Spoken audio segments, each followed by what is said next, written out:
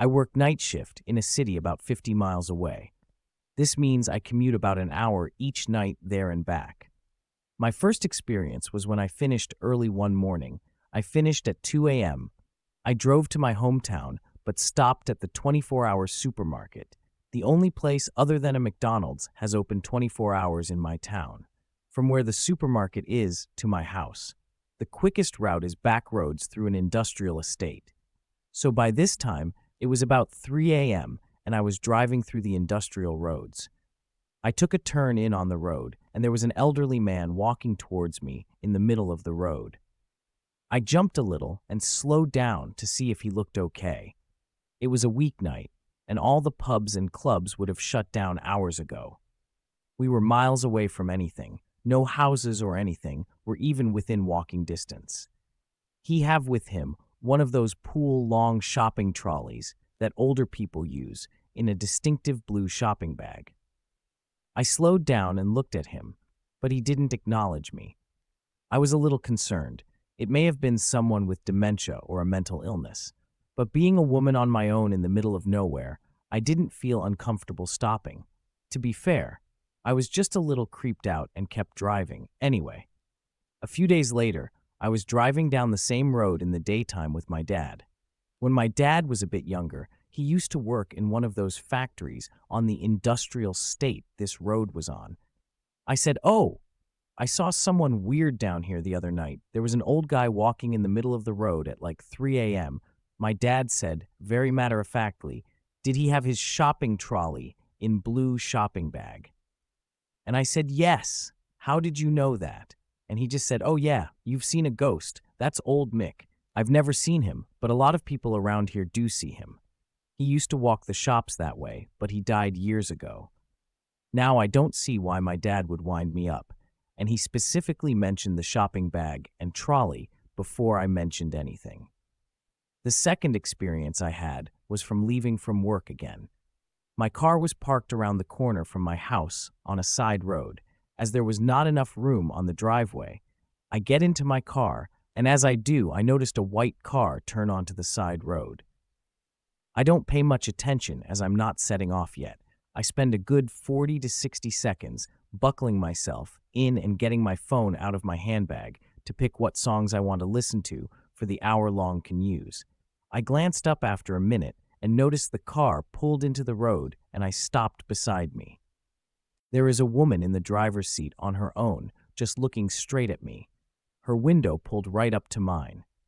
I jumped a little, as I didn't see or hear the car stop next to mine, and I wonder if she wants directions or if I'm somehow blocked in her way.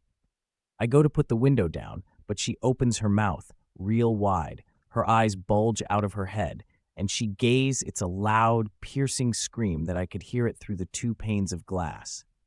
Think the ending of The Invasion of the Body Snatchers for reference. She then drove off really fast and turbed a corner at the end of the road before I could process what had just happened. I know this could be someone fucking with me, but she was on her own, I was on my own, and it was just so strange and in the middle of nowhere. I was so surprised to see someone able to contort their face like that. I just couldn't explain what I had seen, and I was kind of freaked out. It happened about a year and a half ago, a Sunday evening at around 6 p.m. I'd had a big one that night before, so I'd spent my Sunday chilling in bed, watching Netflix, and dozed off maybe 30 minutes before this happened. I woke up to a knock on the front door. First, to explain, my bedroom was originally the foyer of the house, so the front door opens into the bedroom. Weird, I know. It used to be a huge house of landlords subdivided into a few different private entrances, and everyone else in the house used the back door. So, I wake up to a knock on the front door. I assume it's a food delivery for one of my housemates. They usually come to the front door, and if I'm not there or don't answer, they will try calling whoever ordered, who will then tell them to come around back. Because I just woken up and was still quite hungover, I figure I'll ignore it and let them arrange to meet back-to-back gate. After a couple of knots, it stops and I start to drift off again. Maybe 5 minutes later, I wake up again, but I don't open my eyes. I have this weird feeling in my gut that I've never had before, that I'm not alone in my room.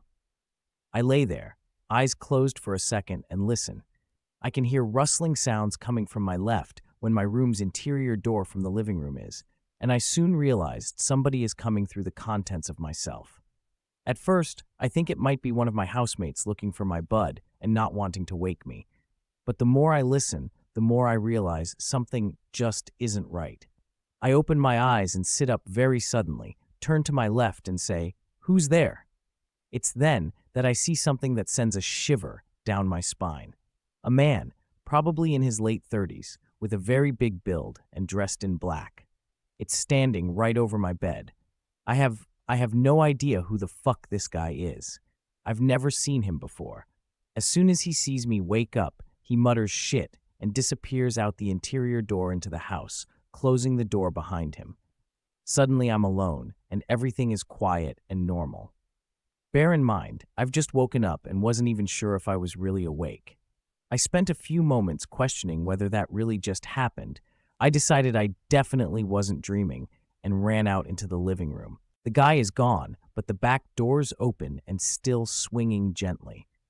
I run out into the backyard just in time to hear the back gate slam close. The gate is down an alleyway that is concealed by the view of a fence. I head back into the house and check to see if anything is missing.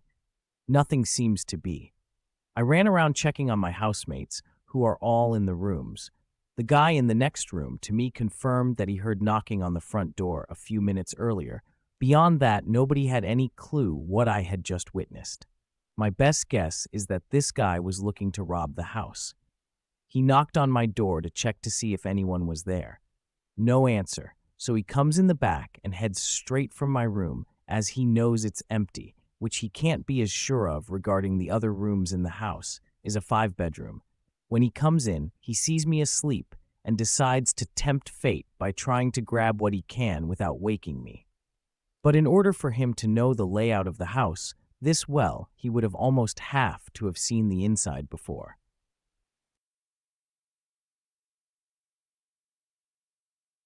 I've been waiting to tell this story for a while. To start off, I'm a guy, an adult guy now, but to going back to when I was a kid, and I mean like 6 years old or so, I liked to wear girls' clothes. I started out like most other people and would only wear stuff in private. Nobody ever saw me. As I got older, though, I started getting bolder and wanting more people to see me. I was 15 when I decided to go out in public for the first time. I was scared and nervous, not being very confident with how I looked. And I definitely didn't want my family knowing what I was doing, so I waited until everybody was gone and snuck out my bedroom window. I remember what I was wearing, a knee-high length floor dress with a light blue jacket and a shoulder-length blonde wig.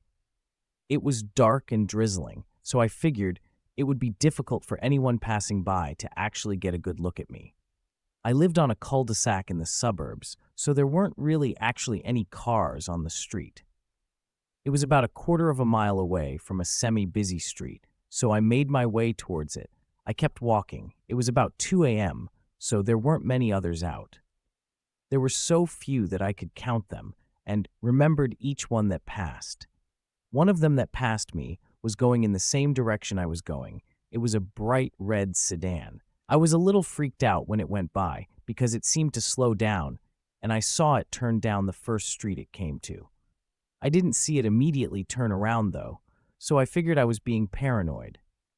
I walked maybe 500 feet down the busy street and decided that being seen by 5 cars is enough for my first time, and turned around to go home.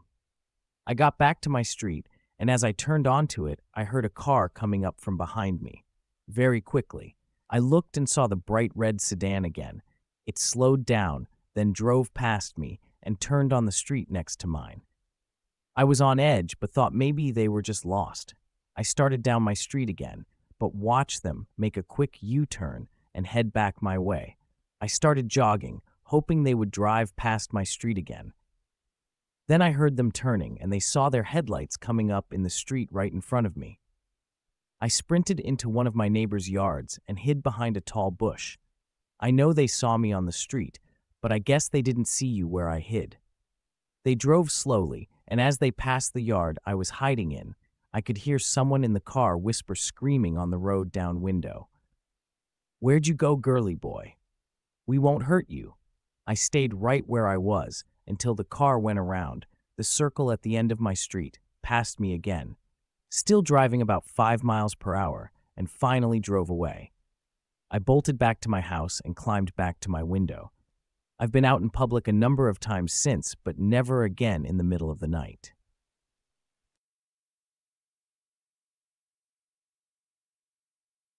I was backpacking in Arkansas at Zichshai, the Eagle Rock Loop in the Washita National Forest.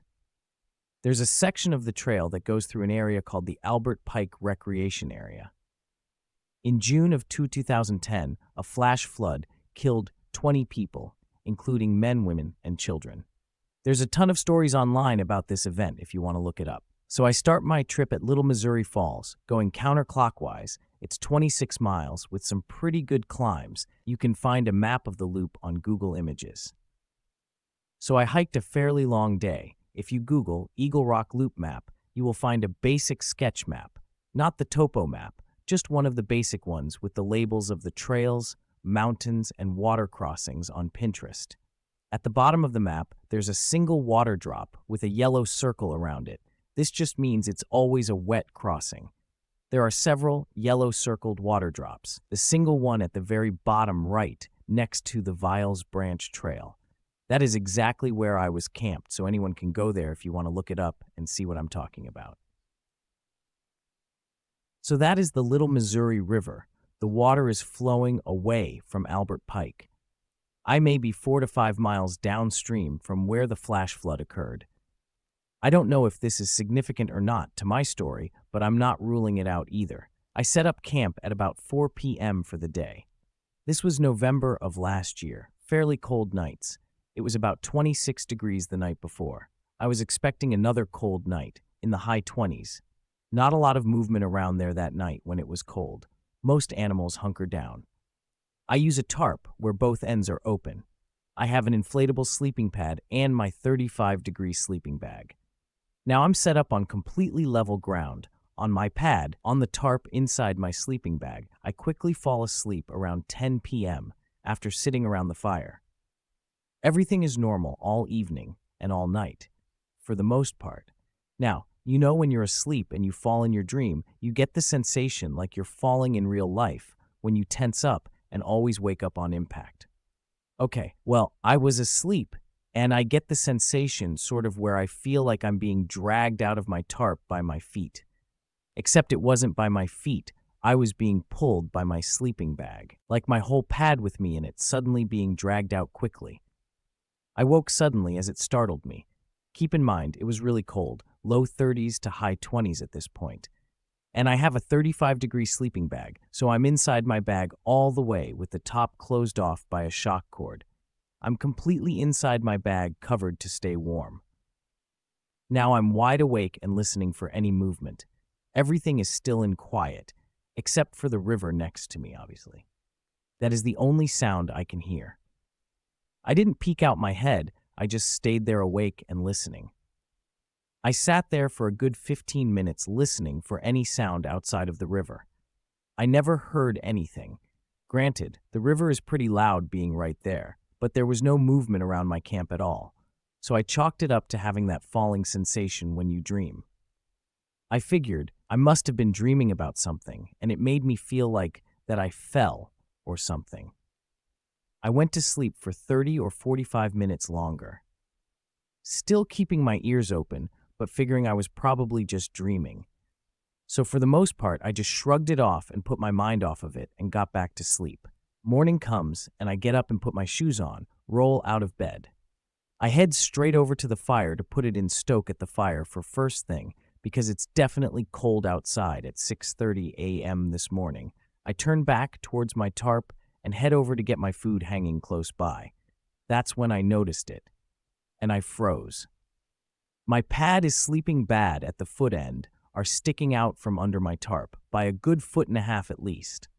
I can think about how now is I felt being dragged out from under my tarp the night before, staring at how my bed is from under the tarp. I slowly approach the tarp and look for any sort of footprint. The problem is I don't even see my own because the ground is so compact around there. I double check and I'm not in any sort of slope at all. The ground is completely flat. I really have no idea how this happened, and I know I was startled awake by that sensation of swiftly sliding down the hill towards my feet. My pad, with me in it, was being dragged out. I quickly had breakfast, packed up, and headed out. I was supposed to spend one more night on the trail, but the longer I hike, the more I thought that what would happen the next night. These thoughts running my head the entire day as I walked could have been another person. I didn't hear anything. Why would anyone do that to anyone else? How could I have slid down so far? Maybe it was an animal. It couldn't have been. There were no punctures in my mattress, and there were no footprints anywhere. I just slide throughout the night with restless sleep. It doesn't make any sense. I normally sleep on a slight incline, and I've never slid outside of the chart before. Was this paranormal? I'm not far from Albert Pike because it's been some sort of ghost trying to save me from a flash flood horror that it was reliving over and over. All day long, the same things were running through my head. I ended up hiking to my car and sleeping in there that night. The Athens Big Fort Trail was very tough, going up over 6 mountains. It was almost dark after I descended the last one. I hiked the last 3 or so miles by headlamp in the dark. I wasn't keen on sleeping on the trail another night after that. Truth is, I've been on that trail a ton, and will for sure go back. I've been all over Texas, Oklahoma, Arkansas, New Mexico, Colorado. Around 750 miles and countless nights spent in the woods all over the place. I almost exclusively hike solo. I never carry a gun or bear spray. I don't carry a sat phone or GPS transponder. That is the only weird.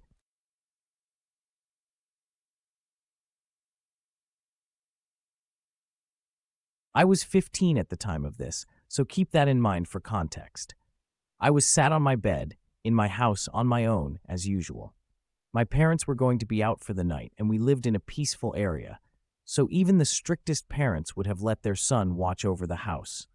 As I was on my laptop watching videos, I hear a knock from the door. Mind you, this was 2 a.m., and I was already paranoid from my previous experiences. There was no way I was going to answer that door, but my curiosity was piqued. Since my house has 2 floors, there was a window right above the door, which I could pull the blinds up and see what was outside. My porch light was on, so light wasn't too much of a problem. Even though my paranoia peaked, I had to look to see who was outside. When I looked, there was nobody at all. I was about to just place the blind down when I saw someone under the light at the end of the cul-de-sac, and almost jumped backwards. This person was in a conveniently suspicious-looking hoodie and tracksuit with no light showing his facial features. His arms were to his size, and he was staring directly at me. It was weird. He didn't move at all. He just stood there under the light. After was seen like 10 minutes, he just turned around and walked into the darkness off the main street. I sighed and went back to watching videos. Perhaps you were just some weird guy who came from the train station near my house. I had no idea, but any justification was better than the alternative. Eventually, around 3 a.m., I fell asleep. I woke up at 4:40 to the sound of my dog silently growling behind me. I thought it was because he wanted to go out into the garden. So I turned around, in frozen terror. The person from the street, he was in my doorway. No light hit him from the front, and so even then, I could only make out the outline of his face. We had another moment where I just stared into the void which was his face, only for him to break the silence with advice, which seems like silly at first glance, but I have forever took it to heart since. Lock your back door. And as he did last time, he turned around towards the stairs, and with me frozen in place, left my house through the back door. When I wasn't frozen, sick with fear, I sprinted downstairs and got to the back door. He was in the garden. I can only see his outline. He stayed still for a moment, only to sprint off into the woods.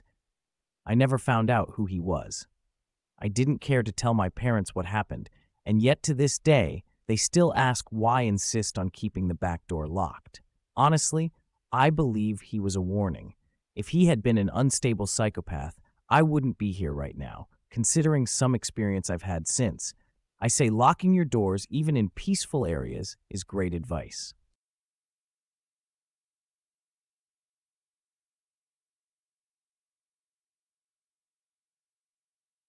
I used to experience pressure during sleep when I was 15 to 16 years of age. I also experienced as if someone was touching and pressing my skin with a finger sometimes, and I used to think my brother was doing it to wake me up. I used to get up and never found anything around me. I told my parents, and they advised me to chant God's name in my mind whenever such things would happen. I avoided sleeping alone in my room during those days. But surprisingly, no one except me complained about it in the house. After some span of time, I stopped experiencing those things. That's when I lived in India. Now, I live in the USA. A few nights ago, I experienced a very strange thing again, and I cannot believe it. When I was sleeping during the night, I felt that I was dreaming something. Someone was touching my upper body with a palm. It felt so real. I looked around, and a little boy clad in a white sheet was next to me. When I looked at him, he gave me a look back, and his face seemed painted in white too. Then I suddenly felt scared, and I could still see that he was still there. I opened my eyes, and nothing was around me. But even with my open eyes, I was feeling that someone left me with a warm touch in my upper body. I could feel it in all my senses. It was so strange. The next night, almost an hour later when I fell asleep, I suddenly felt as if my bed had started to shake. I got a strange feeling as if there was an earthquake and opened my eyes. I found that my bed was still shaking and it stopped after about a minute. I just started praying and somehow managed to sleep again. The next morning, I did not hear any news about earthquake in my area. Does anybody have any sort of idea what this could be? Could you maybe help explain this to me? I'm just kind of scared and don't want to get woken up in my sleep again by something that I just can't see or touch.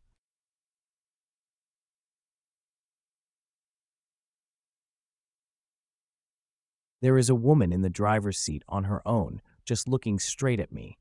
Her window pulled right up to mine. I jumped a little, as I didn't see or hear the car stop next to mine, and I wonder if she wants directions or if I'm somehow blocked in her way.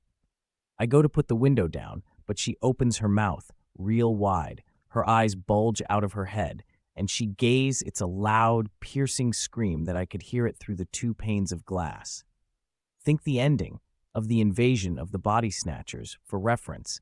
She then drove off really fast and turbed a corner at the end of the road before I could process what had just happened. I know this could be someone fucking with me, but she was on her own. I was on my own, and it was just so strange and in the middle of nowhere. I was so surprised to see someone able to contort their face like that. I just couldn't explain what I had seen, and I was kind of freaked out.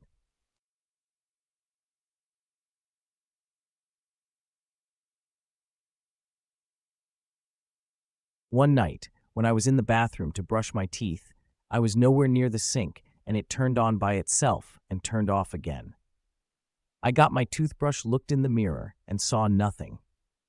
I looked again and saw a white glare in the mirror that was behind me. I turned around and nothing was there. The light kept flickering on and off by itself, and no one was in there with me. I opened the door and ran out. My sister said nothing happened to her in the bathroom. A little while later, at night, when I had to go to bed, I kept tossing and turning. I was restless and kept thinking about the bathroom incident.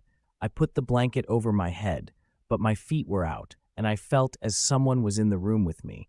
I felt someone was grabbing my toes and squeezing them gently. I was too scared to look. I couldn't move, and it felt like I was paralyzed. I could feel someone on the bed with me. I was so scared, it felt like someone was on top of me. I tried to scream, but it was holding my throat. I was still under my blanket, and it was still on me. I kept trying to scream, but I couldn't. I also heard footsteps in my room, and it finally stopped. I got out of my colors, and my throat was in pain. I finally fell asleep, and in the morning I was better. I told my sister, who didn't believe me. I could tell my mom secretly believed me. It happens to me every night. I'm just so tired, and I can't never fall asleep. I keep asking my mom if we can move, and I hate waking up every night.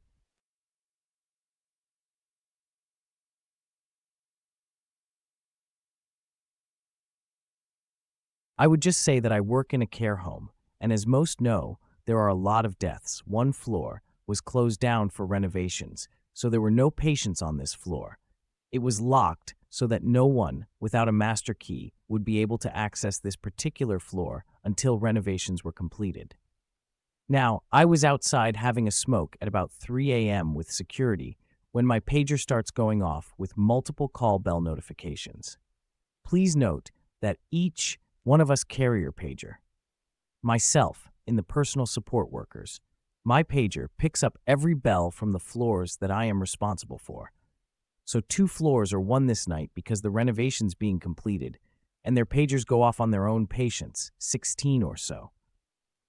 As I look at my pager and the room numbers that I'm being alerted to are on the locked up floor, I quickly show security, who, just as confused and perplexed as I did, says he must be a malfunction.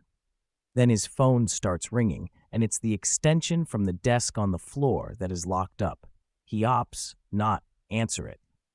How can this be? We both looked at each other, pale. He then jumps up, as he's the only one that carries the master key during a night shift, to see if he had lost him. Perhaps someone was playing a trick on us, but he had the key still. Reluctantly, we decided to go to the floor together, which was in the basement of this particular facility, to see if someone got onto the floor somehow and is trying to scare us or play prank. We arrive to the unit, and it's locked up.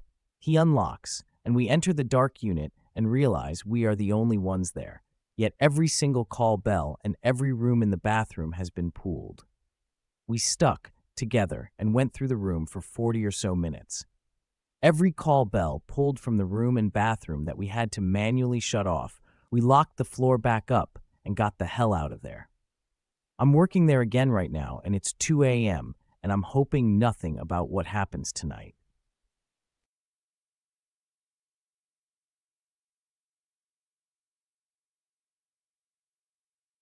I'm a night shift nurse in a hospital in North Carolina.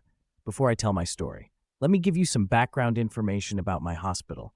There are 4 floors total. The ground floor contains the lobby, gift shop, cafeteria, pharmacy, and outpatient services. The first floor has the lab, ICU, ER, and the vending machines. The second floor, where I work, is the med-surg hall. Finally, the third floor is mostly conference rooms in HR. In the past, the first floor contained our OB and O and D in pediatrics. These floors closed due to lack of demand in the community. Most nights, I have my routine down pat. I eat my lunch at midnight between medication passes and get hungry around 3 a.m. again. Naturally, I run down to the vending machines on the first floor for a snack. There are vending machines by the ICU and ER with a long hallway cutting through the empty pediatric ward, separating them. The vending machine and ICU was out of order, so I decided to cut through pads to get a snack from the other.